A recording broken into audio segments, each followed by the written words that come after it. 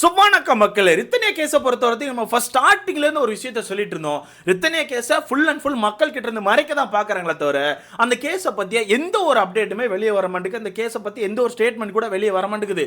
இப்படியே போச்சுன்னா கவின் ஃபேமிலி ரொம்ப ஈஸியாக ஜாமீனில் வெளியே வந்துருவாங்கன்னு சொல்லிட்டு நான் முன்னாடியே சொல்லியிருந்தேன். அதே மாதிரியே ஒன் டேக்கு முன்னாடி சென்னை ஹைகோர்ட் வந்து கவின் ஃபேமிலிக்கு நிபந்தனை ஜாமீன் கொடுத்துட்டாங்க. அதை பற்றி நம்ம லாஸ்ட் வீடியோவில் கூட எடுத்து பேசியிருந்தோம். கண்டிப்பாக நீங்களா பார்த்துருப்பேன் நம்புறேன். அதை பார்த்தோன்னே நமக்கு ரொம்ப கஷ்டமாக தான் இருந்துச்சு. ஏன்னா அவ்வளவு ஆதாரங்கள் முன்னாடி கொட்டி கிடக்கும் போது கூட இவ்வளவு ஈஸியா ஜாமீன்ல வெளியே வந்துட்டாங்கன்னு சொல்லிட்டு நம்ம கஷ்டமா இருந்துச்சு. நம்ம எடுத்து பேசியிருந்தோம். அதை பத்தி ரித்தனியா அப்பா அவர்கள் வந்து நேத்து ஒரு பிரஸ் மீட் கொடுத்திருக்காங்க. அதுல ஒரு சில விஷயங்களை சொல்லியிருக்காங்க. அதை கவனிக்கும் போது அப்ப அந்த கேஸை வந்து சரியா விசாரிக்கலையா அப்படிங்கிற ஒரு கொஸ்டின் எல்லாருக்குள்ளே வருது. அதை கேட்க வேற செஞ்சுட்டாங்க. அப்ப அந்த கேஸை சரியா விசாரிக்கலன்னு சொல்லிட்டு அதுக்கு ரித்தனியா அப்பா சொல்ற பதில் நம்ம கவனிக்கும் போது ஓப்பனாவே தெரியுது. இந்த கேஸை வந்து சரியா விசாரிக்கல, இந்த கேஸ் சரியா மூவ் ஆகல அப்படிங்கிற விஷயம் நமக்கு ஓப்பனாவே தெரியுது.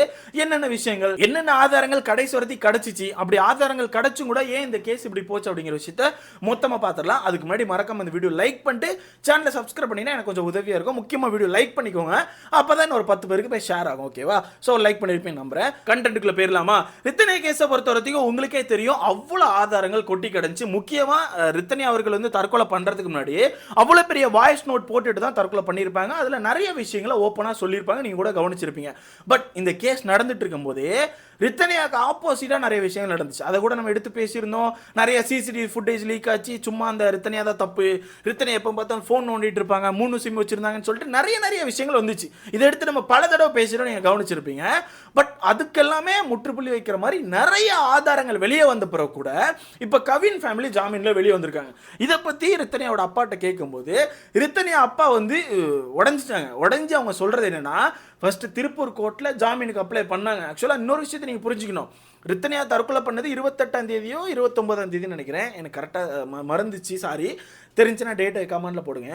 அப்படி தற்கொலை பண்ணி 3 நாள்லயோ 4 நாள்லயோ உடனே அவங்க திருப்பூர் கோர்ட்டில் வந்து ஜாமீனுக்கு அப்ளை பண்ணியிருக்காங்க. யாரு? கவின் ஃபேமிலி வந்து ஜூலை 4 நினைக்கிறேன். ஆமா, ஜூலை 4 வந்து ஜாமீனுக்கு அப்ளை பண்ணியிருக்காங்க. அங்கேயே எல்லாருக்குமே மிகப்பெரிய டவுட் வந்துச்சு. ஏன்னா அவங்க குடும்பத்துக்கு வாழ போன பொண்ணு, அவங்க குடும்பத்தை நம்பி வாழ போன பொண்ணு இறந்துட்டா. இறந்த உடனே பேசின பேச்சு என்ன, நல்ல வேளை நம்ம வீட்டில் சாகலைன்னு சொல்லிட்டு ஒரு பேச்சு. அப்படி பேசிட்டு ஒரு 2-3 நாட்கள்ல உடனே ஜாமீனுக்கு அப்ளை பண்றாங்கன்னா அப்ப யோசிச்சுக்கோங்க எவ்வளவு முன்னெச்சரிக்கையா, எவ்வளோ கல் நெஞ்சக்காரங்களா இருக்காங்க அப்படிங்கிறது நமக்கு அப்பவே தெரிஞ்சு. அப்போ அந்த விஷயத்தை அவங்க அப்பா சொல்லி ரொம்பவே ஃபீல் பண்ணியிருந்தாங்க. அவங்க சொல்றது என்ன, திருப்பூர் கோர்ட்டில் ஃபர்ஸ்டே வந்து அவங்க ஜாமீனுக்கு அப்ளை பண்ணியிருந்தாங்க. பட் நாங்கள் வந்து ஜாமீன் கொடுக்கக்கூடாதுன்னு சொல்லிட்டு ஆப்போசிட்டில் கேஸ் ஃபைல் பண்ணி ஜாமீன் கொடுக்கக்கூடாதுன்னு சொல்லிட்டு போராடி ஜாமீன் கொடுக்காம கேஸ் வந்து அப்படி கடந்து போயிட்டு இருந்துச்சு. அதுக்கப்புறம் அவங்க வந்து சென்னை ஹைகோர்ட்டில் வந்து அப்பீல் பண்ணியிருந்தாங்க. திருப்பி நாங்கள் சென்னை ஹைகோர்ட்லையுமே ஆப்போசிட்டில் கேஸ் போட்டு ஜாமீன் கொடுக்கக்கூடாது, இந்த கேஸ் வந்து நடந்து முடிஞ்சு என் பொண்ணுக்கு வந்து கரெக்டான ஜஸ்டிஸ் கிடைக்கிறவர்த்திக்கு ஜாமீன் கொடுக்கக்கூடாதுன்னு சொல்லிட்டு நான் கேஸ் ஃபைல் பண்ணியிருந்தேன். ஜாமீன் கொடுக்காம தான் வச்சிருந்தாங்க. நீங்கள் நல்லா கவனிச்சிருப்பீங்க. ஜூலை லாஸ்ட்ல நினைக்கிறேன், ஜூலை லாஸ்ட்ல வந்து ஜூலை 31 சம்திங் தான் கடைசி அந்த கேஸ் வந்து ரிட்டன் கோர்ட்டுக்கு வந்துச்சு. அப்போ கோர்ட்டுக்கு வரும்போது கூட ஆதாரங்கள் சரியில்லை, இன்னும் கரெக்டான ஆதாரங்களை கொண்டு வாங்க, அப்பதான் விசாரிச்சு ஜாமீன் கொடுக்கலாமா இல்லை யார் மேல தப்புன்னு பார்க்க முடியும்னு சொல்லிட்டு போலீஸை திட்டி கரெக்டான ஆதாரங்களை கொண்டு வாங்க, லேப் ரிப்போர்ட் தப்பா இருக்குது, 2 பேருக்கான ஃபோன் செக் பண்ணீங்களா, அதுல என்ன டீடைல் இருந்துச்சு அப்படின்னு சொல்லிட்டு எந்த ஒரு டீடைல்ஸும் சரியில்லைன்னு சொல்லிட்டு போலீஸ் மேல கோவப்பட்டு கோர்ட் வந்து கேஸை வந்து திருப்பி வந்து ஆகஸ்ட் 14 தள்ளி வச்சிருந்தாங்க. அப்ப நம்ம கூட எடுத்து பேசியிருந்தோம், ஆகஸ்ட் 14 தான் ரிட்டன் அந்த கேஸ் வந்து நடக்கும்னு சொல்லிட்டு. பட் ஆகஸ்ட் 14 நடந்துச்சான்னு கேட்டீங்கன்னா நடக்கல. அந்த கேஸ் ரிட்டன் அப்படியே தள்ளி வந்துச்சு. அதுக்கு ஏற்ற கவர்மெண்ட் ஹாலிடே வந்துச்சு. அப்படியே கேஸ் தள்ளி வந்து ஒன் டேக்கு முன்னாடி நினைக்கிறேன், ஆமா ஒன் டேக்கு முன்னாடி கரெக்டா ஆகஸ்ட் 21 தேதி சென்னை ஹைகோர்ட் வந்து கவின் ஃபேமிலிக்கு நிபந்தனை ஜாமீன் கொடுத்துட்டாங்க. ஓகேவா? நீங்க எல்லாம் கவனிச்சிருப்பீங்க, நியூஸ்ல கூட பார்த்திருப்பீங்க. நிபந்தனை ஜாமீன் கொடுத்துட்டாங்க. இப்போ அவங்க அப்பா தான் சொல்றாங்க, நாங்க கேஸ் ஆப்போசிட்ல போட்டு இது பண்ணிட்டு தான் இருந்தோம், ட்ரை பண்ணிட்டு தான் இருந்தோம் ஜாமீன் கொடுக்க கூடாதுன்னு சொல்லிட்டு. பட் இப்போ வந்து ஜாமீன்ல அவங்க வெளியே வந்துட்டாங்க. இது பார்க்கும்போது இவ்வளவுதான் சட்டமா, பெண்களுக்கு இவ்வளவுதான் சட்டமா, பெண்களுக்கு இவ்வளவு பெரிய விஷயம் நடந்திருக்கு அப்படிங்கும்போது ஒரு பொண்ணுக்கு இவ்வளவுதான் சட்டமா, இவ்வளவுதான் டைமா, ஒரு சட்டத்துக்கான டைமே இவ்வளவுதான். 55 நாளோ 56 நாள் சம்திங் தான் நடந்திருக்கு எனக்கு தெரிஞ்சு. அந்த கேப்குள்ள நீங்க அவங்க வந்து வெளியே விட்டீங்க, இன்னும் கேஸ் போயிட்டு தான் இருக்கு. இப்போ அவங்கள ஜாமீன்ல வெளியே விட்டீங்க, இதுக்கப்புறம் என்னென்னலாம் நடக்கும் அப்படிங்கிறது எனக்கு தெரியல அப்படின்னு சொல்லிட்டு அவங்க ரொம்ப ஓப்பனா சொல்றாங்க. இவ்வளவுதான் சட்டமா அப்படிங்கிறதையும் அவங்க ரொம்ப ஓப்பனா சொல்லிட்டாங்க. பட் அதுக்கப்புறம் அவங்க அப்படி பேச முடியாதுல்ல. பட் அவங்க அதுக்கப்புறம் கடைசியில் சொல்றது என்னன்னா, நான் வந்து சட்டத்தை நம்புறேன், கோர்ட்டை நம்புறேன், எல்லாத்தையுமே நம்புறேன், கண்டிப்பா என் பொண்ணுக்கு வந்து கரெக்டான நீதி கிடைக்கும், நான் நம்புறேன் கிடைக்கும் அப்படின்னு சொல்லிட்டு ரொம்ப ஒரு மாதிரி மனம் உடைஞ்சு பேசுறாங்க. இதை பார்க்கும்போது நமக்கும் அதே கொஸ்டின் தான். இப்போ மக்களுக்குள்ள இருந்த ஆப்போசிட் கொஸ்டினுக்கே நிறைய ஆன்சர் கிடைச்சிட்டு. 3 சிம்னு சொன்னீங்க, அந்த 3 சிம்முக்கும் ஆன்சர் கிடைச்சிட்டு. ஆரி ஒர்க் பண்ற கிளாஸ் வச்சிருந்தாங்க, அதனால 3வது சிம். அது மட்டும் இல்லாம ஏதோ சின்ன பையன் கூட பேசிட்டு இருப்பாங்க, அப்படி இப்படி நிறைய விஷயங்கள் வந்துச்சு. அதுக்குமே அந்த ஆர்டிஓ விசாரிச்சல அந்த சின்ன பையன் நிறைய விஷயங்களை ஓப்பனா சொல்லிட்டான், நிறைய விஷயங்களை சொல்லியிருக்கான். கவின் கடிச்சு வைப்பான், அடிப்பான், அப்படி இப்படின்னு நிறைய விஷயங்களை வந்து ஓப்பனா வந்து ரித்தனையா வந்து அந்த சின்ன பையன்ட்ட சொல்லியிருக்காங்க அப்படிங்கிற விஷயத்த ஆர்டிஓ விசாரணையில நம்மளால கவனிக்க முடிஞ்சுச்சு.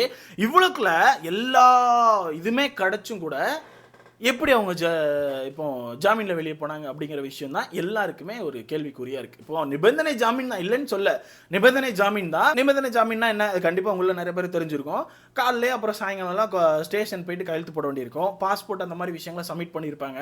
அது மட்டும் இல்லாமல் அந்த கேஸை மாற்றுற மாதிரி எந்த ஒரு விஷயங்களும் பண்ணக்கூடாது அப்படிங்கிற ரூல்ஸை போட்டு தான் வெளியே அனுப்பியிருப்பாங்க. பட் என்ன இருந்தாலுமே கண்டிப்பாக வெளியே வந்த பிறகு கேஸை மாற்றுவாங்க அப்படிங்கிற விஷயம் நமக்கு நல்லாவே தெரியும், கண்டிப்பாக உங்களுக்கே தெரியும். ஏன்னா உள்ளே இருக்கும் போதே சிசிடிவி ஃபுட்டேஜை லீக் பண்ணுறது அது இதுன்னு சொல்லிட்டு வெளியே இருந்து நிறைய பேர் வேலைகளை பார்த்துட்டு இருந்தாங்க. அப்படி இருக்கும்போது இப்போ இந்த குடும்பம் வெளியே வந்த பிறகு கண்டிப்பாக நிறைய விஷயங்களை பண்ணுவாங்க அப்படிங்கிறது என்னால் உறுதியாக சொல்ல முடியும். ரெண்டாவது, ரித்தன்யா அப்பா இன்னொரு விஷயங்கள் சொல்லியிருக்காங்க. கவின் வீடு இருக்குல்ல, கவின் வீட்டில் ரீசெண்டாக திருட்டு நடக்க ட்ரை பண்ணதா ஒரு விஷயம் வந்துச்சான். திருட்டு நடக்க ட்ரை பண்ணதா ஒரு விஷயம் நடந்திருக்குது. இது உண்மையாகவே திருட்டு நடந்துச்சா இல்லை இவங்களே ஆளை செட் பண்ணி திருட பார்க்குறாங்க அப்படிங்கிற விஷயம் நமக்கு தெரியாது.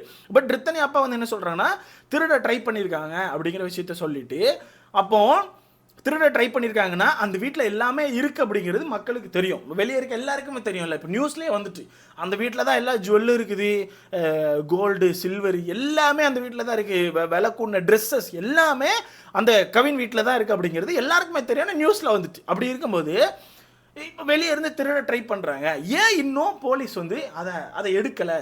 அதை எடுத்து அவங்களாச்சும் இப்போ எங்கிட்ட கொடுக்க வேணாம். ரித்தனை அப்பா சொல்கிறது என்னன்னா, எங்கிட்ட கொடுக்க வேணாம், அவங்களாச்சும் வச்சுக்கலாம்ல.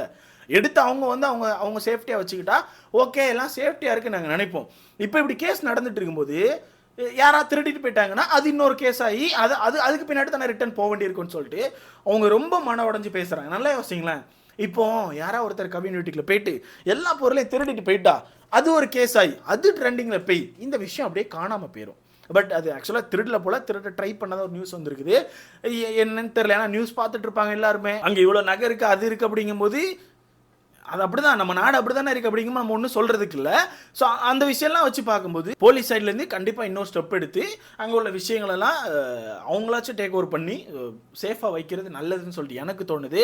மொத்தத்தில் இவ்வளோ ஆதாரங்கள் ஃப்ரெண்டில் குமிஞ்சிருக்கும் போதே ஒருத்தவங்க ரொம்ப ஈஸியாக ஜாமீனில் வெளியே வராங்க அப்படிங்கிறது ரொம்ப கஷ்டமான விஷயமாக தான் இருக்குது. பட் அவங்க அப்பா கடைசியில் சொல்கிறது என்னென்னா, நான் போராடிட்டே தான் இருப்பேன், நான் கடைசி வரத்துக்கு போராடிட்டு தான் இருப்பேன், என் பொண்ணுக்கு நீதி கிடைக்கிற வரத்துக்கு என்ன நடந்தாலும் நான் போராடிட்டே இருப்பேன் அப்படின்னு சொல்லி தான் சொல்கிறாங்க. எனக்கு தெரிஞ்சு இந்த கேஸில் நல்ல ஒரு ஜஸ்டிஸ் கிடைக்கும் அப்படின்னு சொல்லிட்டு என்னால் இப்போவும் நம்ப முடியுது. நானும் ஒரு இத்தனை அப்பா சொல்கிற மாதிரி தான் சொல்கிறேன், நம்புவோம், கண்டிப்பாக நம்புவோம். கண்டிப்பாக நல்ல ஒரு ஜட்ஜ்மெண்ட் கிடச்சி யார் மேலே தப்பு இருக்குது அப்படிங்கிற விஷயமாச்சும் ஓப்பனாக வெளியே வரும். ஏன்னா இந்த கேஸ் அப்படி கடந்து போக போக மக்களுக்கே நிறைய விஷயம் டவுட் வர ஆரம்பிச்சிட்டல. அப்போ உண்மையாகவே ரித்தனையா மேலே தான் தப்பு இருந்துச்சா? ஏன்னா நம்ம லாஸ்ட்டாக போட்ட வீடியோவில் இந்த விஷயத்தை சொல்லியிருந்தோம், அந்த சின்ன பையன்ட்ட நிறைய விஷயங்களை உண்மையை சொல்லியிருக்காங்க, வீட்டில் சொல்லக்கூடாதுன்னு சத்தியம் வாங்கிட்டாங்க அப்படின்ற மாதிரி விஷயத்த ஆர்டிஓ விசாரணையில் வந்துச்சு அப்படின்னு நம்ம எடுத்து பேசியிருந்தோம். அப்போ ஒருத்தர் கமெண்ட் போட்டிருக்காரு, அவளுக்கு அறிவு இல்லையா, ஒரு சின்ன பையனை ஏன் அவள் வீட்டுக்குள்ள வைக்கணும், ஏன் அவங்க படுக்கிற பெட்ரூமில் வைக்கணும் அப்படின்ற மாதிரி ஒரு கொஸ்டினை கேட்டிருக்காரு.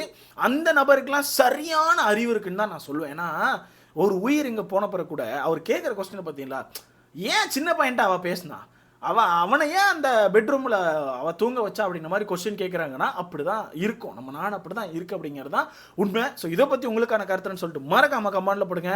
இந்த மாதிரி தற்கொலைகள் இருக்கிறவத்துக்கு ஒன்றும் சொல்கிறதுக்கு இல்லை, உங்களுக்கான கருத்தை கமெண்டில் சொல்லுங்கள்.